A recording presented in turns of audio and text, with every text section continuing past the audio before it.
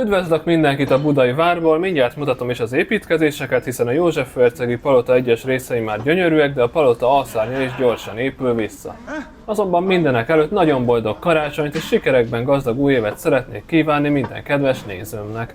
Ez a 150. és egyben utolsó videóm is idén, és nagyon szépen köszönöm azoknak, akik támogattak az év folyamán. A támogatási lehetőségeket minden videóm alján megtaláljátok, de ha nyomtok egy lájkot, feliratkoztok és végignézitek a videót, az is igazán nagy segítség, hiszen így több emberhez eljuthatnak a videóim. Na nézzük azokat az építkezéseket.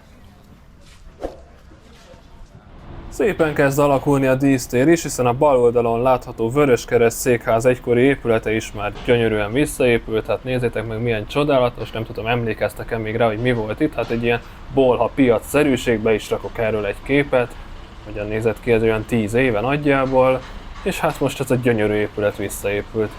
Szemben pedig a Honvéd főparancsnokság épülete készül, ami picit lassan halad, de azért alakul, és a gyönyörű kupolája is visszaépült, ez is egy csodálatos épület lesz, és a Hadtörténeti Múzeum kerül majd ide. Egyébként itt a várban szinte minden épület, ami újjáépül, látogatható lesz, hát ide például, mint mondtam, a Hadtörténeti Múzeum kerül, illetve a kupolába egy kilátó lesz, a pénzügyminisztérium is látogatható, vezetett séták vannak, és egyébként a Karmelita kolostorban is vannak karmelita koncertek, és a József főhercegi palota is látogatható lesz, de arra még visszatérek később. Az egyedüli kivétel az a Vöröskereszt székház épülete. A Honvéd főparancsnokság épületének hátulja, vagyis hát a Honvédelmi Minisztérium igazából, hogy meg tudom érteni, hogy egyesek szomorúak emiatt, hiszen azért ez nem teljes mértékben épül vissza, ez itt az egyetlen épület, ami nem lesz olyan, mint eredetileg volt, hanem kisebb lesz, illetve a kialakítása is másabb lesz. Mutatok egy látványtervet, hogy milyen lesz itt a végleges kinézet, és látjátok, hogy mindenre, például itt a József főhercegi palotára is kirakták ezt a hálót, így tulajdonképpen látni, hogy milyen lesz majd a kész épület. És nem az építkezést lehet látni, nyilván itt a betonfalak rontják a kilátást, úgyhogy ez egy sokkal jobb megoldás. A József főhercegi palota díszlépcsőháza is kezd alakulni, mutatom is a képet, hogy hogyan néz ki most, és arról is mutatok látványtervet, hogy milyen lesz majd a végső állapot. És bár ide az Alkotmánybíróság fog költözni, de ez is egy látogatható épület lesz, ha nem is teljesen, de a legfontosabb terek, például ez a díszlépcsőház, ez bárki számára megtekinthető lesz majd. Mutatok egy nagy látványtervet is az épületről, természetesen itt ez a kert is majd bárki számára elérhető lesz.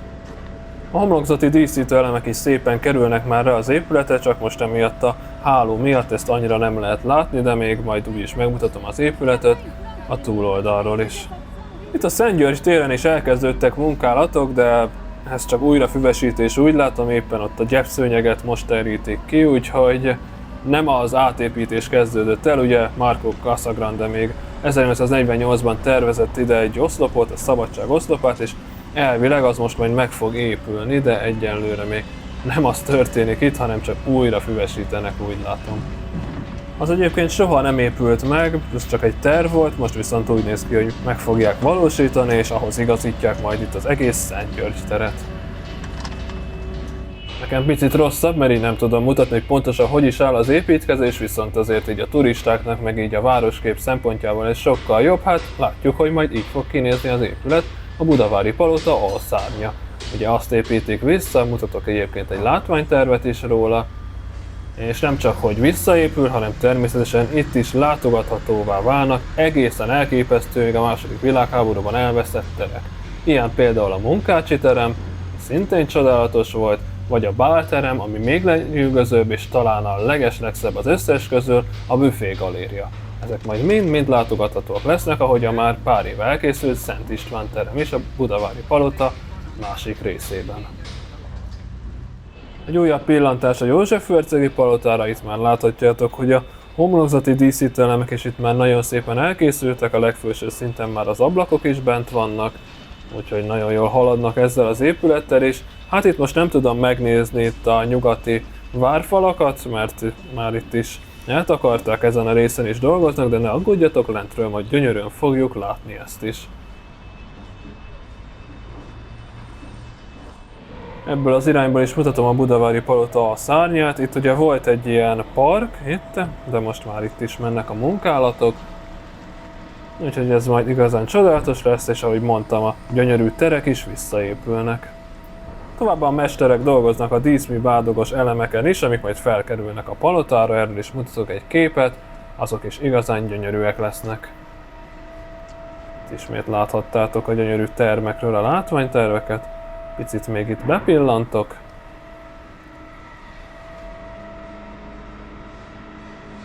És aztán megyek le és mutatom, hogy hogyan állnak ott a nyugati várfalaknál.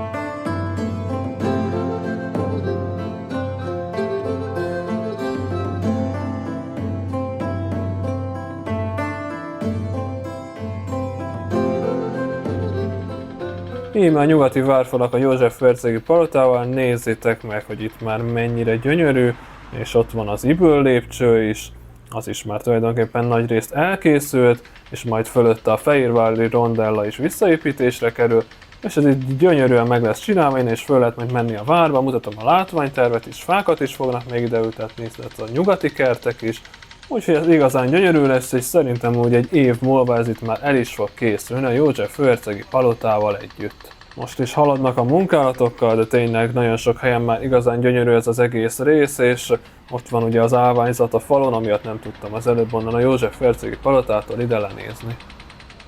Ez persze nem is az összes építkezés itt a budai várban, hiszen még a déli várfalakon is mennek munkálatok, arról is mutatok egy kis felvételt, de alapvetően azt is már megcsinálták, hát ott igazából csak így megtisztítják, hogy szép legyen az is, de ott is dolgoznak minden esetre.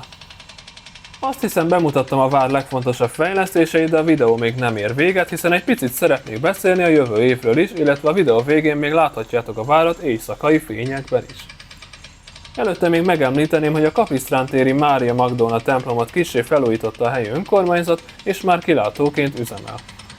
Az idei évre visszatekintve pedig több mint 1,2 millió megtekintés érkezett a videóimra összesen, illetve ha jól emlékszem, még 4000 feliratkozóm sem volt az év elején, mostanra pedig sikerült átlépni a 8000-et. Nagyon szépen köszönöm nektek! Picit beszélnék még arról is, hogy milyen videók várhatóak a jövő évben, csak először még ezt itt megmutatnám, itt a vártól nem messze van a bécsi kapu előtt, elbontottak egy romos épületet, és helyére egy tök szépet fognak felépíteni, szerintem nagyon jó lesz, hogy ezt itt megcsinálják. Na tehát a jövő évben is nagyjából azok a videók várhatóak, mint idén. Szerencsére idén hatalmas projektek indultak be, például a Marina City is most már szépen halad, épül egy mini felhőkarcoló ott a Gönc Árpád városközpontnál, a Bayer új projektje, majdnem 4000 lakással a 15. kerületbe, és még több új projekt fog beindulni, hála az Otthonstart projektnek, nagyon sokan akarnak most lakást venni, mert eddig is akartak, csak eddig mondjuk nem volt rá lehetőségük. Például a 15. kerületben lesz egy másik projekt is, a Szilaspataknál, a Rákospalotán egyébként. Azt hiszem a növényolajgyár volt ott, annak az elhagyatott épületeit végre elbontják, és helyére ott is egy jó nagy lakópark fog épülni, de a 11. kerületben a Savoya Parknál is várhatóak új projektek. Úgyhogy ha érdekelnek továbbra is ezek a videók, és esetleg még mindig nem iratkoztatok fel a csatornámra, akkor kérlek iratkozzatok fel. Még egyszer kellemes ünnepeket, és akkor majd jövőre. Addig is, sziasztok!